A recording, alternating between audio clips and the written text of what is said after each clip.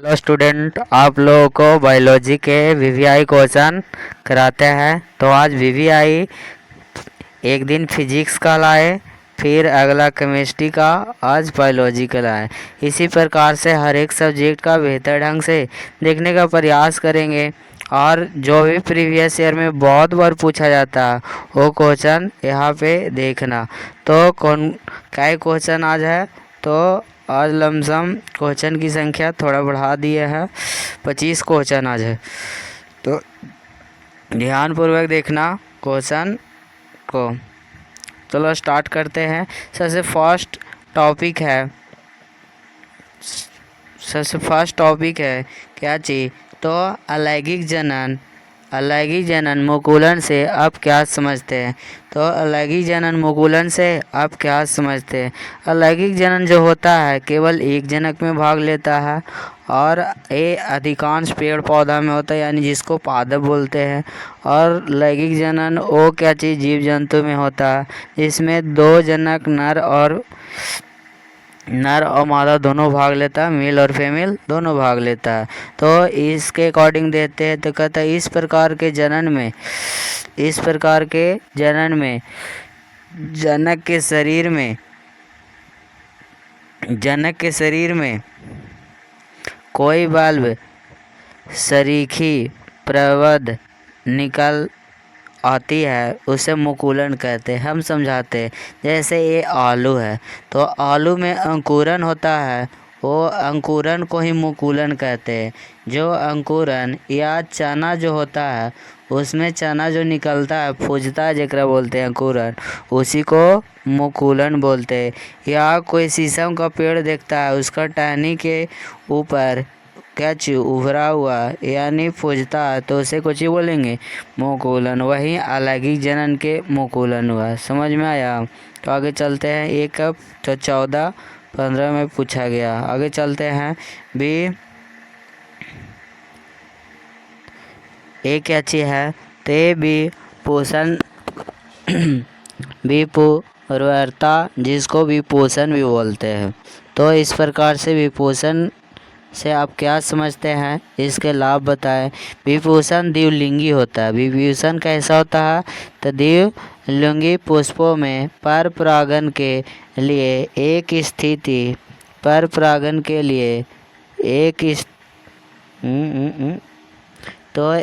स्थित है, जिसमें नर जनन भाग मादा जनन भाग से बहुत परिपक्व होकर परागकण को मुक्त कर पर परागण को उत्सर्जित कर देता है। यहाँ पे समझना अपने लैंग्वेज में।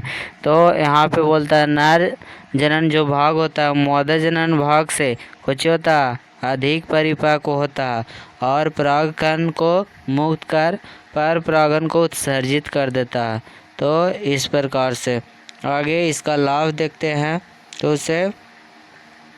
इसका लाभ देखना। लाभ में क्या चीज़ है, तो द्विलिंगी पुष्प में स्वनिषेचन को रोककर विभिन्नता उत्पन्न करता है। तो इस प्रकार से एक कब है 98 और 2013 में पूछा गया है। ए सिंड्रोम आता है, जैसे गुणसूत्र विकार क्या होता है, तो थोड़ा सा देख लेते हैं।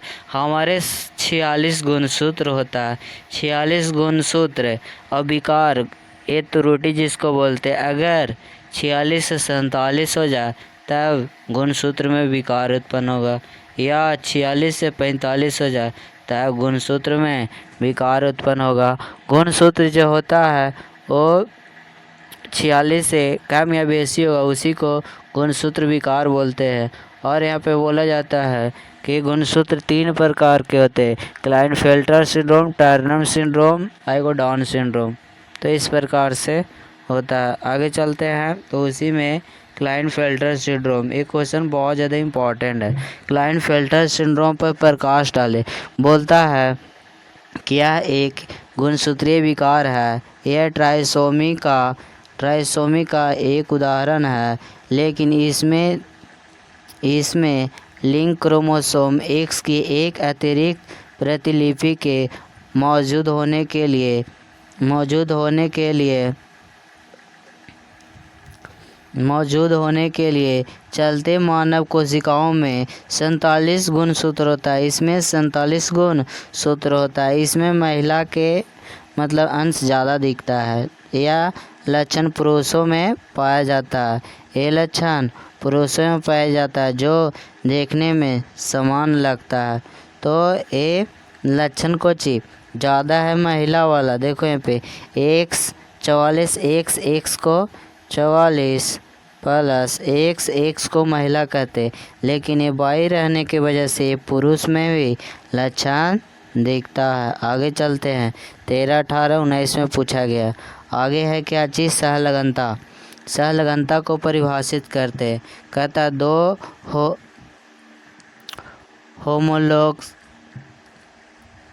होमोलॉग्स गुणसूत्र के धागों को एक दूसरे के साथ जोड़ने की घटना सहलगनता कहलाता है।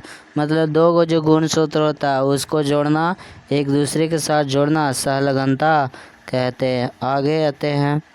अगला क्या चीज़ है? अनुकूलन। अनुकूलन क्या चीज़ होता है? जैसे हम अदर लैंग्वेज में समझाने की कोशिश करते हैं। जैसे हमारा शरीर होता है वो 37 डिग्री सेल्सियस टेम्परेचर खोजता है। इसे बढ़ जाना वातावरण में या इसे घट जाना, फिर भी हमारा शरीर है जो कंट्रोल कितना 47 पे करने की कोशिश करता है, ना बढ़ने देता है ना घटने देता। तो इसी को अनुकूलन कहते हैं। पेड़ पौधा में हम लोग नियंत्रण हुआ। कहता सफलतापूर्वक जीवित रहने तथा प्रजनन करने हेतु किसी जीवधारी का अपने वातावरण के अनुरूप ढालना ही अनुकूलन कहलाता है। परंतु अनुकूलन का प्रयोग किसी ऐसे लक्षण के लिए किया जाता है जो उसी जीवधारी को अपने पर्यावरण के अनुकूल बढ़ाने में मदद करता है। पर्यावरण के अनुकूल बढ़ाने में मदद करता है। ये 13, 19 में होता है। आगे चलते हैं। अगला है आनुवांशिक कोड के गुण या विशेषताएं बताएं। बोला जाता है कि प्रत्येक एमिनो अम्ल के लिए हम से कम एक त्रिकोडोन होता है। कोड सार्वत्रिक होता है अर्थात सभी जीवधारियों में एक समान होता है। कोड अपलसित होता है अर्थात एक ही एमिनो अम्ल के लिए एक से ज़्यादा कोडोन हो जाता है। ये एमिनो आनुवांशिक कोड के गुण और विशेषता बताया गया कि प्रत्येक एमिनो अम्ल के लिए हम कम से कम एक त्रिकोडोन होता है। इसी प्रकार से इसको याद कर लेना, इम्पॉर्टेंट क्वेश्चन। आगे चलते हैं। मलेरिया के बारे में देखो मलेरिया क्या है, इसका लक्षण उपचार। मलेरिया जो होता है वो ज्वार, यानी ज्वार का मतलब बुखार समझना। तो मलेरिया परजीवी प्लाज्मोडियम से उत्पन्न होता है। इसका लक्षण कुछ होता है तो कंपन के साथ बुखार, सिर दर्द, पेशियों में दर्द, रागी में 48 घंटे के अंतराल पर तेजी बुखार आता है। मतलब 2 दिन पे ये बुखार आएगा। इसका उपचार कुनैन की दवाइयाँ जैसे क्लोरोक्विन और मेफ्लोक्विनिन होता है। उसके बाद देखो इसमें मादा एनाफिलीज मच्छर इसको काटता है तो प्लाज्मोडियम वायरस उसमें समाहित हो जाता है। आगे चलते हैं। क्रमिक विकास क्या है? क्रमिक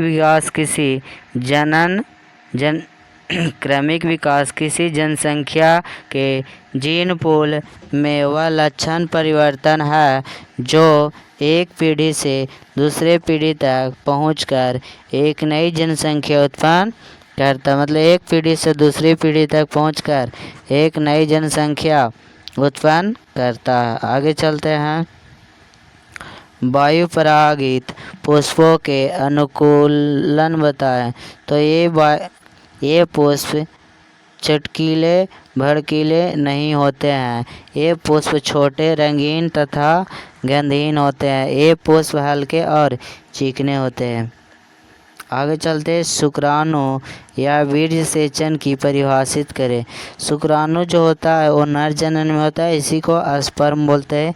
विरिसन यानी टेस्टिस में शुक्राणु जनन निर्माण होने की प्रक्रिया को शुक्राणु जनन कहते हैं। वीर्य जन किसको बोलते हैं? तो शुक्राणु जनन के पश्चात शुक्राणु शीर्ष संतोली कोशिकाओं में अंतः स्थापित हो जाता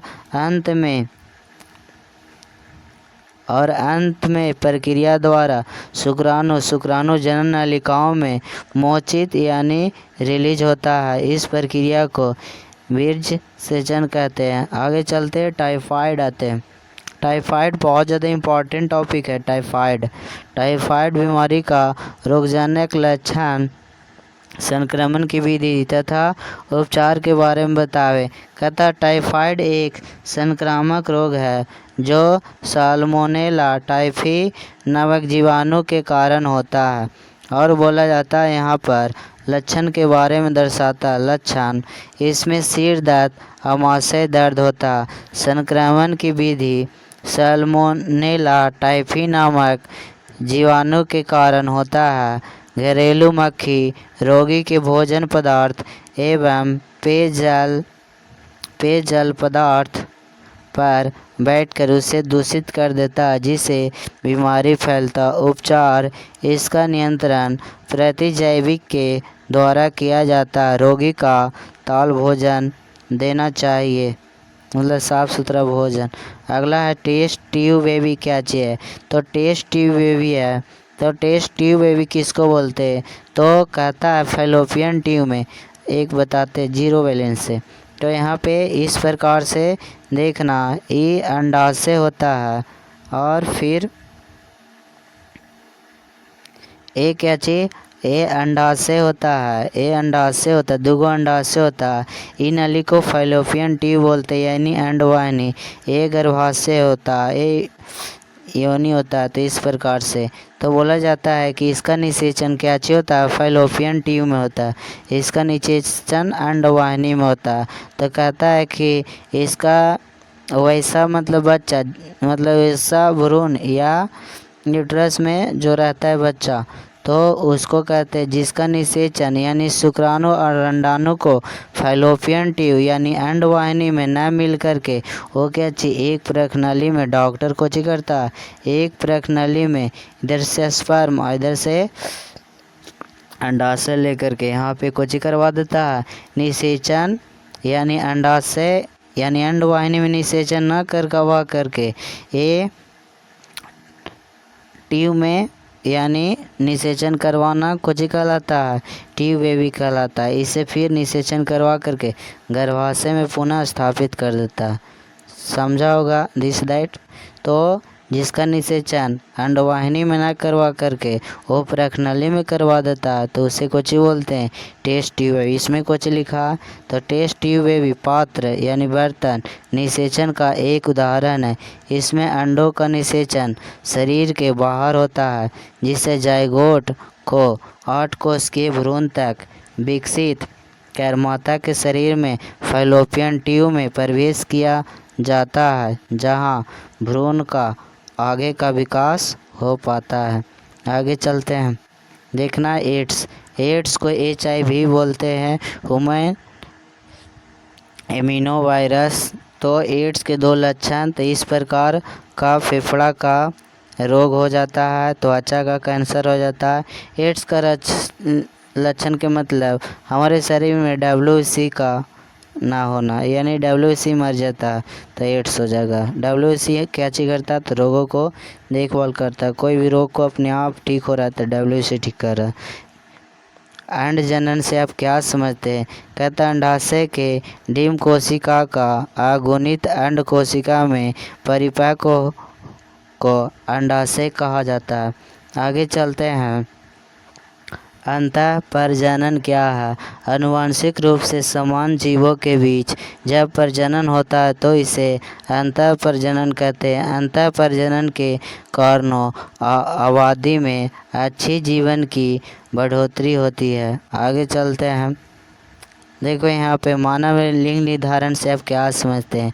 लिंग निर्धारण जो होता है ये 44 प्लस XX रहेगा तो यहाँ पे फीमेल होगा और 44 प्लस XY रहेगा तो ये मेल का निर्माण होगा। मेल फीमेल यानी लिंग निर्धारण का मतलब श्रेय पुरुष को जाता है क्योंकि उसी पास गुणसूत्र डिफरेंट होता है। आगे चलते हैं। मानव का लिंग निर्धारण XY यानी पुरुष को दर्शा दिया। XY प्रकार से 22 जोड़ा नर और 1 जोड़ा मादा में होता है। नर में X के अतिरिक्त 1 क्रोमोसोम Y होता है जो नर लक्षण का निर्धारण करता है और मादा में X क्रोमोसोम का निर्धारण करता है। आगे चलते हैं। अगला देखना, आगे बढ़ाते हैं। तो देखना यहाँ पर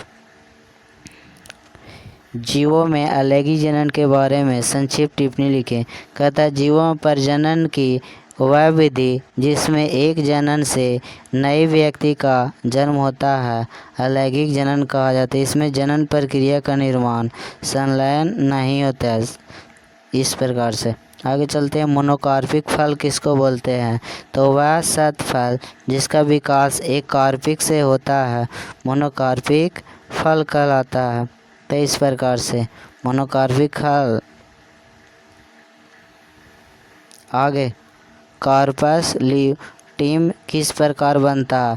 कहता अंड उत्सर्ग के पश्चात ग्रेन्युलोसा कोशिका तथा अंतराली कोशिका एक शंकुकर कोशिकाओं का बड़ा पीला पिंड बनाती है जिसे कार्पस ल्यूटीम कहते हैं।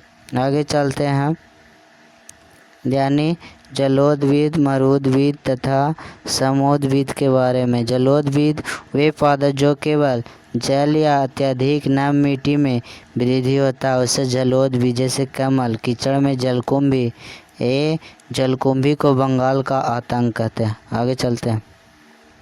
मरुदविद मतलब जहाँ रेगिस्तान हो कहेगा। ये वे पादप जो केवल अधिक ताप या गर्मी में वृद्धि करते हैं। मरुदविद जैसे नागफनी या केनू फेंक दो एकदम अच्छे ढंग से हो जाएगा। आगे चलते हैं। समुद्रविद वे स्थलीय पादप जो न तो विशेष सूखे और न ही विशेष नम वातावरण के लिए अनुकूल हो। वृद्धि के लिए साधारण जल की आवश्यकता होती है। न मतलब सूखा ना ज़्यादा गीला समुद्रविद होता है, सामान्य बराबर। आगे चलो। अगला क्या चीज़ है? यानी शुक्राणु जनन और अंड जनन में अंतर। ये भी क्वेश्चन बहुत अच्छा है। शुक्राणु जनन वृषण में शुक्राणु की क्रिया शुक्राणु जनन कहलाता है। ये अनेकों की संख्या में निर्मित होता है। अंड जनन अंडाशय में अंडाणु निर्माण की प्रक्रिया अंड जनन कहलाता है। यह केवल एक ही निर्मित होता है। आगे चलते हैं। DNA RNA में कल केमिस्ट्री में भी करवाए थे, आज फिजिक्स बायोलॉजी में भी है। DNA ये अनुवांशिक होता है। RNA जो मैसेंजर होता है मतलब मैसेज पहुंचाने शरीर में जो वर्क करता है। कहता है यह एक कुंडलित होता है। यह कोशिका में पाया जाता है। इसमें साइटोसाइन, एडेनिन, ग्वानिन, यूरेसिल नामक नाइट्रोजनी क्षार पाया जाता है। आगे RNA में यह द्विकुंडलित होता है। यह गुणसूत्र में पाया जाता है। ये गुणसूत्र में पाया जाता है।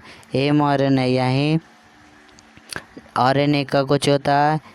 mRNA होता है messenger ribonucleic acid. tRNA transfer ribonucleic acid. RNA होता है राइबोन्यूक्लिक एसिड। आगे चलते हैं थोड़ा सा कि इसको भी देख लो। तो एम से मैसेंजर यह जीवाणु में पाया जाता है। यह प्रोटीन संश्लेषण करता है। यह अमीनो अम्ल में पाया जाता है। यह आनुवांशिक कोड को पढ़ने में का काम करता है। तो इस प्रकार से ए मैसेंजर RNA, ए ट्रांसफर RNA, ए मैसेज पहुंचाता है। ओ नो, ये क्या चीज़ करता है? मैसेज पहुंचाता है। आगे चलते हैं, थोड़ा सा देखना। न्यूक्लियोसाइड तथा न्यूक्लियोटाइड के बीच अंतर स्पष्ट करें। न्यूक्लियोसाइड क्या चीज होता है? यह नाइट्रोजन युक्त क्षार तथा शर्करा के संयोग से बनता है। इसका स्वभाव क्षारीय होता है। आगे न्यूक्लियोटाइड किसको बोलते हैं? यह नाइट्रोजनी युक्त क्षार शर्करा तथा फॉस्फेट के संयोग से बनता है। इसका स्वभाव अम्लीय होता है। आगे चलते हैं, अलैंगिक जनन और लैंगिक जनन से अंतर बतावे। लैंगिक जनन क्या चीज होता है? इसमें केवल एक ही प्राणी प्रजनन में भाग लेता है। इसमें युग्मकों का निर्माण नहीं होता है। इसमें युग्मक संलयन नहीं होता है। इसमें प्रजनन समसूत्री नहीं होता। तो इस प्रकार से क्वेश्चन सारा 25 क्वेश्चन था, 25 क्वेश्चन करवा दिए। ये सारा क्वेश्चन को अपने कॉपी में नोट करके पढ़ने की कोशिश करना। ये सारा क्वेश्चन जो भी बताया है वो प्रीवियस ईयर में पूछा गया है। तो इस प्रकार से जुड़े रहो, रोज़ नए नए क्वेश्चन। कल से फिर फिजिक्स के करवाएंगे। अभी फिजिक्स केमिस्ट्री बायोलॉजी के चलो, फिर हिंदी के करेंगे संडे सैटरडे को। तो हिंदी इंग्लिश को करेंगे संडे सैटरडे को। आज भर कल से फिजिक्स को करवाएंगे। फिजिक्स 10 क्वेश्चन करवाए थे लमसम, तो कल बढ़ाएंगे उसको। इसी प्रकार से नोट्स बनाते रहो वीवीआई क्वेश्चन के साथ। एग्ज़ाम के पॉइंट ऑफ व्यू से ये सब वीवीआई क्वेश्चन है, तो सारा पॉइंट को करना। अगर वीडियो अच्छा लगा हो तो लाइक सब्सक्राइब करना ना भूलें। चलते हैं अब नेक्स्ट वीडियो में।